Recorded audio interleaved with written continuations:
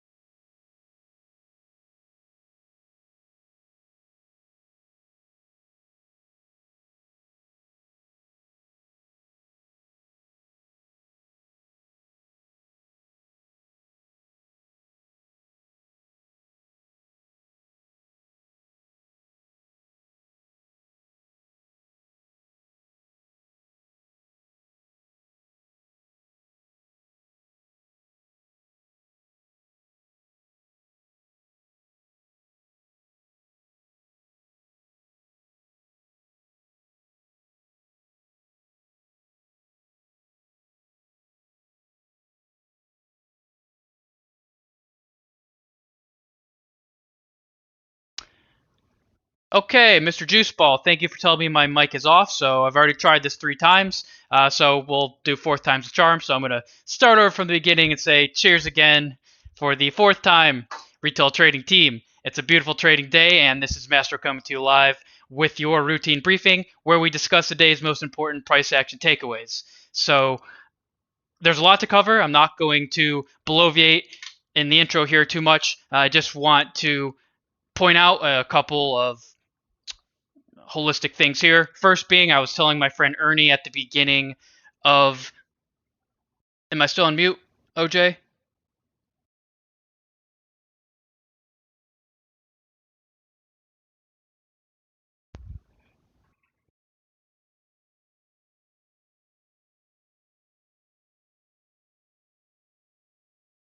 Stand by, please.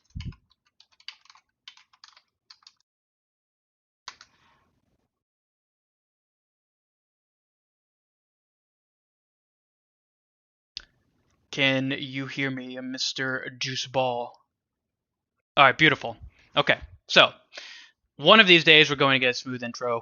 Today is not that day yet. We're going to make up for it with the bulk of what we got going on here. So yeah, as I was saying, I told Ernie at the beginning of June, I thought it was going to be a fun trading month, yet I would have never expected what we've seen so far. You're seeing really dramatic and very tradable intraday action despite that crush in volatility. And you're seeing what I think is interesting topping action. So are we topping in that we are going to go and take October 13th lows and resume the bear market? I think that would be a very bold and not necessarily reasonable call. So what I'm saying now, when I say the top is not, I think we're due for a pretty big correction. As we go through here, we'll see why I think that is the case. And hey, maybe we'll go ahead and fake everybody out and continue going lower and maybe even take out that October 13th low, but that's not what we're going to focus on today. One second. Okay, OJ texted me 2 minutes ago. All right, beautiful. All right, so moving forward, because we've already been through 5 minutes of just trying to get the sound right, so we're going to go ahead and move forward in our slides here, starting with a review of that routine warm-up. So lots going on here. Some of these images are like 30 minutes or older, so forgive those. I will definitely let you know when that is relevant. So this is our warm-up today. We did have that up and that long overnight inventory from that initial news push, and then we did completely unwind that. And you saw that with the open drive that also got completely unwound early in the session. So we are having that rotational movement as we move back toward the highs here. Perhaps we double top, perhaps we keep going. I don't really want to focus too much on the intraday right now because I think what's more important is looking forward to what's going on in the bigger picture. Yeah, this warm-up document is in the description of this video. It has all the intraday levels, especially those expected move levels, and anything else that's important as the day moves forward here. Right now, we're just still chopping between that 43.80 and 44.20. This is that new futures contract, and we're going to see what's going on macro. So again, I know most of the time we talk about what's going on intraday, but today there's so much fun stuff in the bigger picture that I'm going to focus more on that. So these are just some of the few topics we're going to cover.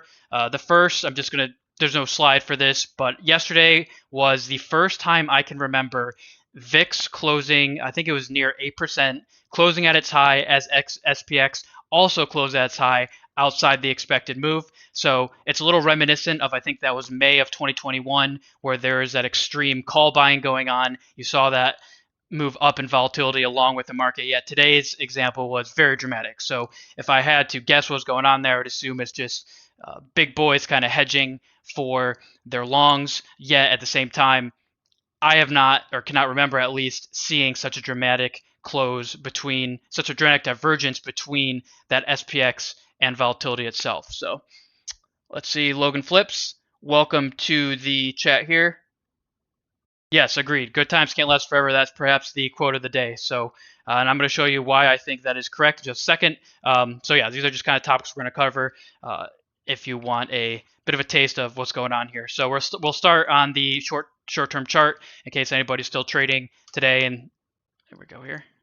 You can see what's going on in the 15-minute chart. Again, it's a little old. I took this as I was preparing these slides, and a lot's happened since then. We're still between that 43.80, 44.20 swing box, really just kind of chopping around here.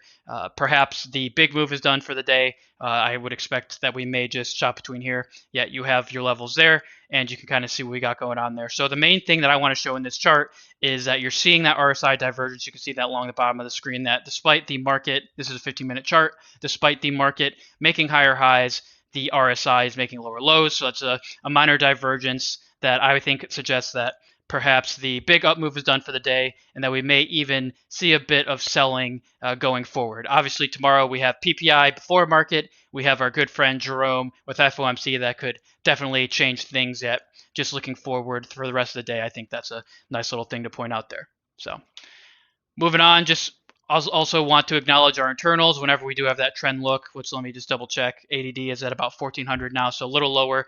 Really, when we're above that 1500 area on the ADD, especially when VOLD is trending higher, you do tend to see that trend move. So like I said, this picture's a little old. We're kind of still hanging out near the top of that ADD, but we're not trending 1500, 1600, 1700, where you start to see that significant move higher. So that slide is a little stale, so we're not going to spend too much time on that. We're going right to this weekly chart where things get interesting, in my opinion. So let's just talk about our major levels.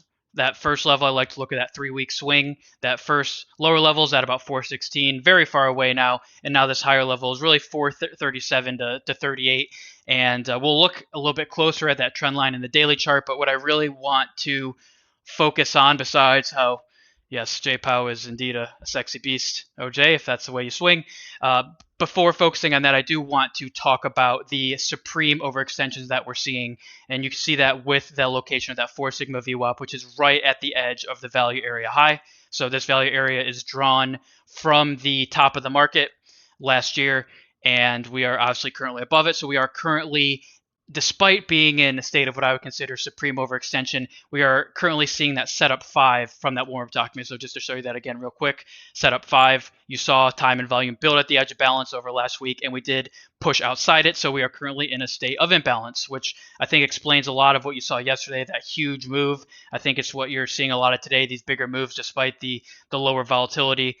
Yet we have to assume right now that the bulls have control until we pop back into that 428 area. So what do we look for? That first test of 428, back to this thing, we look for that setup 3 where price is looking for balance. It tests the edge of our former balance and then looks for the POC of an older TPO, which is very interesting.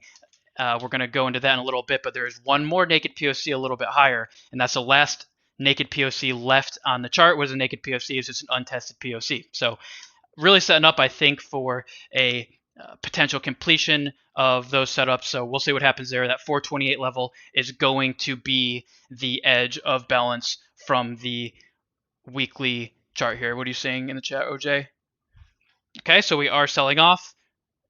Very nice. Let's see if OJ can't add to his 6-figure profits on the day. And we're going to keep moving forward here. So that's what we got going on the weekly chart. I'm really more interested in what's going on the daily chart here. And I took a much wider view than normal because of that 4 sigma VWAP. So I keep saying that in these briefings. I've said it a million times. And what's going on here? Well, we are once again far extended, and perhaps the farthest extended that I can see, except maybe that second circle on the far left there. Beyond that VWAP, as we go and test this October 13th trend line. So really, really excellent spot for a potential pullback. And you can see every single time that we've extended beyond that 4 sigma VWAP, you can see it on the bottom side in 2022 and at the top side at the beginning of this year. Every single time we've gone beyond it, we have had that corrective action, and we are at the most overextended point that I could find in the past year relative to that 4 sigma VWAP as we're testing perhaps the most important trend line. So that is why I'm making that cute little top call that you saw on Twitter there. Again, not saying we're going to go test those October 13th lows, but I do think that we are in for a pretty steep correction there. So as you can see on this chart, the only gaps that we have, those are those dotted white lines below, are below us. So that first gap is at about 423. And in fact, I'm going to add that to the warm-up document because I took that off. So that first gap there is about 423. And then you can see us see there are several more as we descend lower. Yet really the major test for me is going to be that 423 area, that 423 to 28, because like we said on this weekly chart, that is the edge of value. And we obviously look for, well, not obviously, but traditionally we look for a bounce on the first test of that value area high. So we'll see what happens there. There is a lot of ugliness on this TPO. Once again, a broader view than normal. I think that balance right now is probably right around that 43.40 area on the short term. Yet if you look at this TPO, a couple things I want to point out. So let's talk about the first and most important. The final naked POC on the TPO chart is at 44.3650 on this new contract. This is the new ES contract. 44, and just to clarify, new ES contract being the U contract, 44.3650 is the final naked POC. So I'm going to go back to the warm-up document one more time because I just want to stress how reliable those setups are. Again, it's in the chat if you're watching and you're unfamiliar with the warm-up document that I ran about every day. This is one of the best predictors, I think, of price action. If you want a crystal ball for the market, it's really, I think, these 5 setups. So once we do go back to that 420 area, we do look for that setup 3. But if setup 3 does not happen, it goes quickly into setup 1, and that's where things get interesting. So it's the last time I'm going to go there, I promise, just so we can keep moving forward here. So yeah, that's that naked POC. As you saw on those setups, once we're in a state of imbalance, which we have been since we broke through really yesterday, we kind of look for that POC of a formal value area, often a naked POC, and that's that 44.3650 area. So we'll see if we make it there. We obviously don't have to make it that high. If I had to, again, crystal ball it, I would say it'd make a lot of sense for us to have the initial push with FOMC tomorrow, taking that out, and then maybe we sell from there. Doesn't have to happen. We are definitely, the bulls are definitely in charge right now and in control, yet with the overextension and just kind of with the how clean of a look I think we have in this TPO chart. I think it's a pretty decent area to look for that potential correction. And now to talk about what we got below. This is one of the ugliest TPO structures. Sorry, mic turned off. This is one of the ugliest TPO structures I've ever seen. You have naked POCs to the downside, poor lows everywhere, singles, just one ugly looking chart.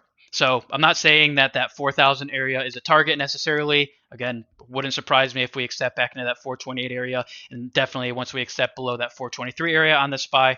Yet, I just want to point out this is ugly. And ugly TPOs do not often stay ugly, as we have seen with the retrace of from the lows in October. So again, doesn't have to happen anytime soon. Yet, if I was a betting man, which as a day trader, I guess you could say I am, I would say that at least some of the structure gets cleaned up going forward here. So that's what we got going on in the chat. Good looks, Logan. I have not looked at that put to call ratio. That is very interesting. Irrational exuberance, I think, is definitely the term of the day and week and month and however long we've had this extended bull run. So thank you for pointing that out. And Mr. OJ is disagreeing, but I'm going to agree with you, Logan, because it's always fun to fade the juice ball there. So moving forward with the briefing. You got that TPO, you got the ugliness. I think we have really good levels. Again, you can see those in that warm-up document. So let's get into some of the nitty-gritty fun stuff. Oh, first volatility. Not really too much to talk about on this chart. We are chopping between that 1630 area and 1740. For me, nothing significant until we start to build time and volume above 1740, and then we'll look to 1890 and 1920. So that's really a pretty big move, by the way. A $2 to $3 move in volatility. Well, that'd be $2 move. A $2 move in volatility, especially right now, would be a significant move. So I'll be watching what happens around that 1740 area. And similarly, because I have to say it, if we start to break below that 1640 area and like I said, time and volume, making new lows, then the bull run continues. We are in that state of imbalance. I do think it's possible and likely that we reverse somewhere around that 44.3650 area, but that doesn't have to happen. If anybody who's been trading for a while remembers 2017 to about 2019, there's a minor correction there in 2018, yet the bulls never cease to amaze us with their inability to be beaten down. So that is my caveat, and those are the volatility levels that I'm looking at there. So now we get to the nitty gritty. These slides, these parts of the slides here, they come from Tier 1 Alpha newsletter, not affiliated at all. I just think they have really good macro data. So if you want to subscribe to that, you can just do so right at their website there. I'm not going to read through these slides. I'm just going to really point out here that the wild is the only term that comes to mind. And no surprise for anybody who's been trading this market. Yeah, if you want to see the nitty gritty here, you can review these slides and see exactly what's going on in the macro picture. So I'm just going to go through these very quickly. I'm not going to read them to you. You can see them yourself. I'm just going to point out here that the breadth is still improving. So again, short term, still bullish, above 428, still bullish. And we can look for those high probability fades from areas like 44, 40, yet nothing crazy until we do get below that 428. And like I said, below that 423. So I'm not going to talk about the NASDAQ slides here. So I do have a bit of a few screenshots regarding just how overextended the NASDAQ is. I have become more of a NASDAQ trader on the daily just because it rotates a lot better than ES and it's a lot more fun, as Mr. Juiceball in the chat there can attest to as well. So if you want to read these slides are going to be available in the description of the video as well, as they always are, and you can just kind of go through these if you don't want to subscribe to that Tier 1 Alpha newsletter. I do give the most important parts of it, at least parts I think are most important. So check out those NASDAQ slides and be amazed at just how extremely overextended and just how dominant the FANG stocks have been for a while now. So that little quote's fun. Again, not going to read it to you. You can see these slides in the description of the video when I'm finished here. Or they're actually there now, so you can go check them out now, and I will make sure they're nice and clean and tidy once we finish this briefing here. So I just want to talk before closing here about that NASDAQ Russell pairs trade. I'm noticing a few things about it. So first of all, if you want to trade it outright, it has had an amazing day, actually. Let's look at some of these swings. So just from 9 a.m. to about 10 a.m., 10:15, you had a $10,000 swing. And since 10:15, you have now had another $5,000 back the other way. So if you're interested in trading that, I know Tasty Trade is very big on it, or Tasty Live, I think they're called now. Tom and Tony like to trade that outright. I think it's fine to trade outright. I think it's interesting. So this is on, I think this is an hourly. If you look at it since May, we're kind of starting to potentially bottom here, potentially, which would signify that correction coming in the market. Yeah, if you look at it on a yearly, you can see it's been beat up because of that NASDAQ dominance. So yeah, you can trade it. That's fine. But really why I'm bringing it up today is I'm finding this to be very helpful in timing NQ trades themselves. So just for anybody who's in the day trading sphere watching this and interested in, I think, an edge in helping you inform those NASDAQ trades is just watch this thing intraday. You'll see that as so this one that I'm showing you here is long Russell, short NASDAQ. That's how I look at it. As that starts to outperform, the NASDAQ starts to underperform. There's very clear tops and bottoms. So in the indices themselves, there's often a lot more choppy action. It's hard to pick out the patterns, yet the patterns are very clean in here intraday. So just for example, that reversal of fortunes that we had earlier in the day at about 10:15, well actually at let's see, 10:28ish, was when you saw a very clean double top, and that's when that started to descend. That was an easy fade. And then earlier in the day when we reversed, you saw a clean break of a descending wedge favoring the NASDAQ. So I just want to bring this up for any day traders who are watching. I think this has been one of the fun little toys that I've picked up over the past few weeks. And even in choppy days, it's very helpful in informing when to be short or long NASDAQ without even having to trade the entire pair itself. So just want to bring that up real quick. That's my day. I'm just showing results. Don't really need to talk about it.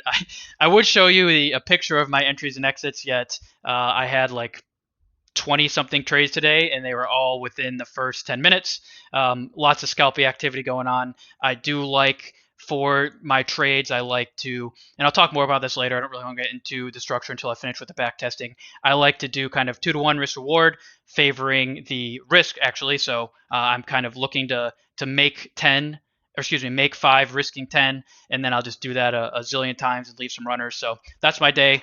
I've been doing that, keeping it consistent here. I'm going to keep doing that. And yeah, so anybody who's watching can see how effective these strategies are. And that's a kind of a testament to the effectiveness of that RTY NQ thing I was looking at there. So anyways, that is a long briefing. Like I said, these slides are going to be available in the description of this video, and I think they're really interesting. I think there's a lot of cool stuff going on. I think the levels are very clear and clean, and I think we have a lot to look forward to the rest of the week. It's only Tuesday, and there's still a lot of fun to be had. So that's all I got for you. I'm going to follow up with the newsletter, and all other resources are also in the description of this video. Everything is nice and clean there in that routine trading folder. If you found this long briefing useful, I would appreciate that thumbs up. We're going for those consistent double-digit views on these videos, so I'd appreciate that. It does help with the YouTube algorithm. So I also appreciate any engagement in the comment section of this video or on Twitter, where you can find me at Routine Trader. So I just want to thank you for your attention and wish you an excellent rest of your trading day and into tomorrow before we talk again. So stay classy until then.